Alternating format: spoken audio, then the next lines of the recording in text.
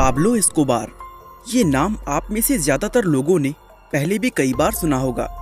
वैसे जो नहीं जानते उन्हें हम बता दें कि पाब्लो एक कोलंबियाई ड्रग लॉर्ड था, जिसको द किंग ऑफ कोकीन और द गॉड फादर जैसे नामों से पुकारा जाता था। वो जुर्म की दुनिया का एक ऐसा नाम था जिसको आज भी इतिहास का सबसे अमीर अपराधी माना जाता है। उसकी अमीरी का अंदाजा आप इस बात से लगा सकते हैं कि वो ड्रग्स की तस्करी करने के लिए सबमरीन तक का इस्तेमाल किया करता था। और आज की हमारी इस वीडियो में भी हम आपको पाब्लो एस्कोबार की लाइफ से जुड़ी ऐसे ही कुछ इंटरेस्टिंग बातों के बारे में बताने वाले हैं, जिन्हें जानकर आप पूरी तरह हैरान रह जाएंगे। तो चलिए अब इस वीडियो को शुरू करते हैं। दोस्तों, इतिहास के सबसे बड़े अपराधियों में शुमार किए जाने वाला पाब्लो एस्कोबार एक ड्रग लॉर्ड होने के साथ ही कोलंबिया के मशहूर मेडेलिन कार्टेल का लीडर और फाउंडर भी था। उसका ड्रग एम्पायर इतना ज्यादा बड़ा था कि पूरी दुनिया की कोकीन मार्केट का 80% से ज्यादा कंट्रोल उसी के हाथ में था।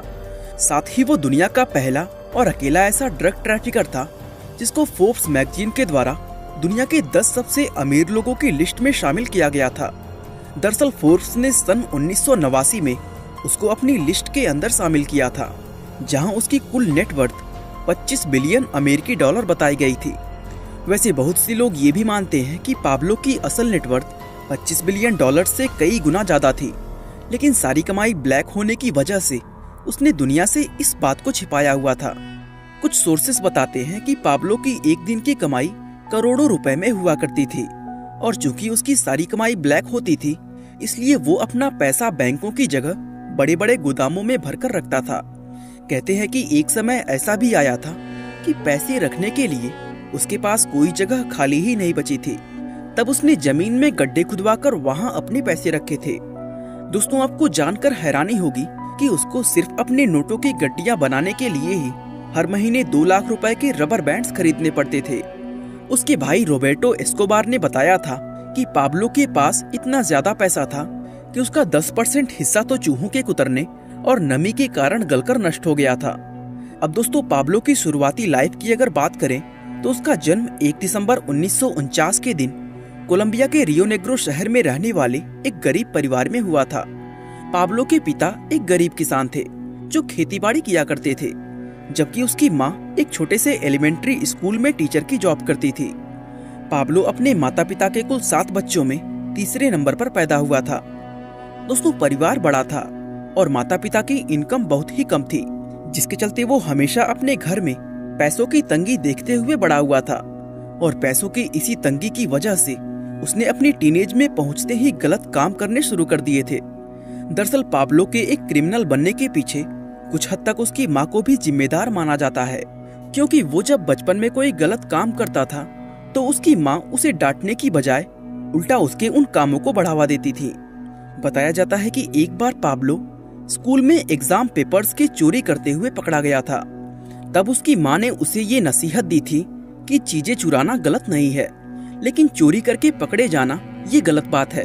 और बचपन में इस तरह की नसीहतें मिलने की वजह से ही उसने बहुत कम उम्र में ही गलत काम करने शुरू कर दिए थे। दरअसल अपनी लाइफ के कुछ शुरुआती साल रियो नेग्रो में बिताने के बाद पाब्लो मेडेलिन शहर में शिफ्ट हो गया था, और इसी शहर में उसने अपने क्रिमिनल करियर की शुरुआत की थी। बताया जाता है कि ड्रग स्मगलिंग के धंधे में उतरने से पहले उसने और भी बहुत से छोटे मोटे क्राइम किए थे, जिसमें चोरी, डकैती, गैरकानूनी सिगरेट बेचना और कार चुराने जैसे अपराध शामिल थे।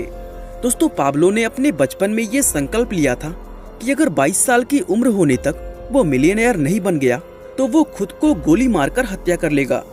और अपने इस संकल्प को पूरा करने के लिए उसने एक व्यक्ति को किडनैप भी किया था, जिसकी फिरौती में उसने 1 लाख अमेरिकी डॉलर वसूले थे। लेकिन दोस्तों, ये रकम भी उसे मिलियनर बनाने के लिए काफी नहीं थी, इसलिए उसने और ज्यादा पैसा कमाने के लिए मेडेलिन के ड्रग माफिया को ज्वाइन कर लिया था और उसके लिए ड्रग डिलीवरी का काम करने लगा। दोस्तों, इस काम में उसे बहुत अच्छे पैसे मिलते थे, जिसके चलते वो 22 साल का होने से पहले ही एक मिलियनर बन गया था।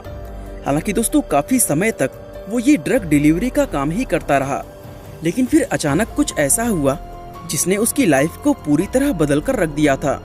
दरअसल हुआ ये कि एक दिन उसे कोकीन सप्लाई करने का काम सौंपा गया, जिसकी कीमत लगभग 14 करोड़ रुपए थी। लेकिन इस काम को पूरा करने से पहले ही उसकी ड्रग डीलर से किसी बात को लेकर बहस हो गई और बहस में बात इतनी बढ़ गई कि पाब्लो ने उस डीलर की हत्या कर दी। ये उसकी जिंदगी का पहला मर्डर था, जिसको करने के बाद वो कोकीन लेकर वहाँ से भाग गया। और जब उसको कोकीन की कीमत के बारे में पता चला, तब उसको ये एहसास हुआ कि ड्रग डिलीवरी तो बहुत छोटा सा काम है, जबकि असली पैसा तो कोकीन के स्मगलिंग में है। और दोस्तों, यही सोचकर उसने अपना खुद का कोकीन स्मगलिंग बिजनेस शुरू कर दिया। पाब्लो का दिमाग बहुत तेज था, जिसकी वजह से उसका स्मगलिंग नेटवर्क भी बहुत तेजी से फैलना शुरू हो गया। उसने छोटे बड़े सभी गैंग्स को अपने साथ मिलाकर एक बहुत बड़ा ड्रग सिंडिकेट बनाना शुरू कर दिया। साथ ही जो भी अधिकारी उसके काम में कोई रुकावट डालने की कोशिश करता, तो वो उसको रिश्वत देकर अपने साथ शामिल कर लेता। दरअसल पाब्लो ने सरकारी ऑफिसर्स के लिए अपने बिजनेस में एक बड़ा ही सिंपल सा नियम बनाया हुआ था। वो नियम ये था कि या तो रिश्वत का पैसा लेकर उसके रास्ते से हट जाओ या फिर अपनी जान गंवाओ। और इस नियम के अनुसार जो भी ऑफिसर उसके रिश्वत को ठुकराकर उसके रास्ते का कांटा बनता था, वो उसी समय उसको मौत के घाट उतार देता था। आपको जानकर हैरानी होगी कि पाब्लो ने अपनी लाइफ में 4000 से ज्यादा सरकारी अधिकारियों का मर्डर किया था, जिसमें 200 जज और 1000 से ज्यादा पुलिस ऑफिसर्स भी शामिल थे। अपने सिंडिकेट को और ज्यादा तेजी से फैलाने के लिए उसने एक प्राइवेट आइलैंड भी खरीदा, जहां उसने कोकीन बनाने की फैक्ट्रियां लगवाईं। और ड्रग डिलीवरी के काम को तेज करने के लिए उसने प्राइवेट प्लेन्स, पानी के जहाज और यहाँ तक कि 2 सबमरीन भी खरीद ली थी। इस तरह देखते ही देखते वो सिर्फ कुछ ही सालों में कोलंबिया ही नहीं, बल्कि पूरी दुनिया का सबसे बड़ा ड्रग लॉर्ड बन गया।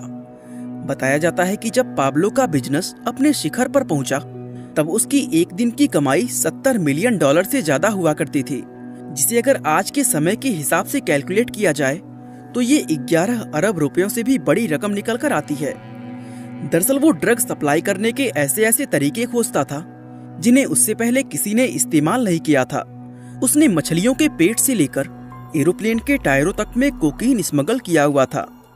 दोस्तों, पाब्लो के इतना कामयाब होने के पीछे एक वजह ये भी थी कि उसके साथ लोकल लोगों का पूरा सपोर्ट था। दरअसल वो मेडेलिन शहर के लोगों की हर तरह से मदद किया करता था।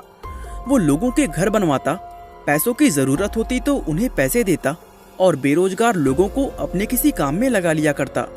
इस तरह लोगों की मदद करने की वजह से उसकी इमेज मेडेलिन के रॉबिन हुड की बन गई थी और वो इस शहर के लोगों के लिए किसी मसीहा से कम नहीं था। दोस्तों, पाब्लो इस बात को बहुत अच्छी तरह जानता था कि उसने जो अपराध किए हैं उनकी वजह से कभी ना कभी उस पर कानून का शिकंजा जरूर कसा जाएगा। इसलिए उसने खुद के बचने के रास्ते पहले ही खोजने शुरू कर दिए थे। एक बार उसने कोलंबिया की सरकार को ये ऑफर दिया था कि अगर उसके ऊपर लगे सभी आरोपों को खत्म करके उसे क्लीन चिट दे दी जाए, तो वो बदले में सरकार का पूरा विदेशी कर्जा खुद चुका देगा। लेकिन दोस्तों, कोलंबिया की सरकार ने उसके इस प्रस्ताव को ठुकरा दिया था। इसके बाद उसने राजनीति में घुसने की भी कोशिश की, लेकिन कहीं ना कहीं उसे लगने लगा था कि अब पॉलिटिक्स भी उसको गिरफ्तार होने से नहीं बचा पाएगी। इसलिए उसने सरकार के सामने एक दूसरा प्रस्ताव रखा कि अगर उसे अपनी खुद की बनाई हुई पर्सनल जेल में कैद किया जाए तो वो अपनी गिरफ्तारी दे देगा। सरकार ने उसके इस प्रस्ताव को स्वीकार कर लिया और फिर पाब्लो ने अपने लिए ला कैथेड्रल नाम की एक जेल बनाई, जो कि सिर्फ कहने के लिए एक जेल थी, जबकि उसमें मिलने वाली सुविधाएं किसी 5 स्टार होटल से कम नहीं थी। और दोस्तों, डील के अनुसार उसको इस जेल के अंदर कैद कर दिया गया। दोस्तों, पाब्लो को इस जेल में कैद किया जाना उसके आजाद होने के ही बराबर था, क्योंकि इस जेल में रहते हुए वो अपने ड्रग के बिजनेस को बड़े आराम से चला रहा था। हालांकि उसके इस तरह बिजनेस चलाने की बात जब अमेरिका तक पहुंची, तो वहां की सरकार ने कोलंबिया की गवर्नमेंट पर दबाव डाला कि वो पाब्लो के इन सभी गैर कानूनी धंधे को बंद करवाए। दोस्तों, कोलंबिया की सरकार भी अब पाब्लो से तंग आ चुकी थी, क्योंकि वो काफी लंबे समय से उनके लिए सरदर्द बना हुआ था। इसलिए वहां की सरकार ने उसके चैप्टर्स को क्लोज करने की प्लानिंग शुरू कर दिया। लेकिन सरकार की इस प्लानिंग की खबर किसी तरह पाब्लो तक पहुंच गई, जिसके बाद वो अपने कुछ साथियों को लेकर तुरंत ही जेल से फरार हो गया। हालांकि दोस्तों, उसको पकड़ने के लिए सर्च ब्लॉक नाम की एक स्पेशल टीम बनाई गई थी। लेकिन दोस्तों, पाब्लो जैसे शातिर दिमाग वाले अपराधी को ढूंढ पाना बेहद मुश्किल था। आखिरकार 16 महीने लगातार खोजबीन करने के बाद सर्च ब्लॉक टीम ने उसको खोज निकाला और 2 दिसंबर 1993 के दिन हुए शूट आउट में वो मारा गया। दोस्तों, जिस समय पाब्लो की मौत हुई तब उसकी उम्र सिर्फ 44 साल थी। उसकी मौत के बाद दुनिया में और भी बहुत से ड्रग लॉर्ड आए और गए, लेकिन दोस्तों कोई भी पाब्लो एस्कोबार नहीं बन पाया। बाकी दोस्तों आज के लिए बस इतना ही। आप इसी तरह के टॉपिक का सजेशन हमें कमेंट बॉक्स में दे सकते हैं, हम जरूर उन पर वीडियो बनाने की कोशिश करेंगे। बाकी वीडियो को लाइक, शेयर और चैनल को सब्सक्राइब करना बिल्कुल ना भूलें। आपका बहुमूल्य समय देने के लिए बहुत बहुत धन्यवाद।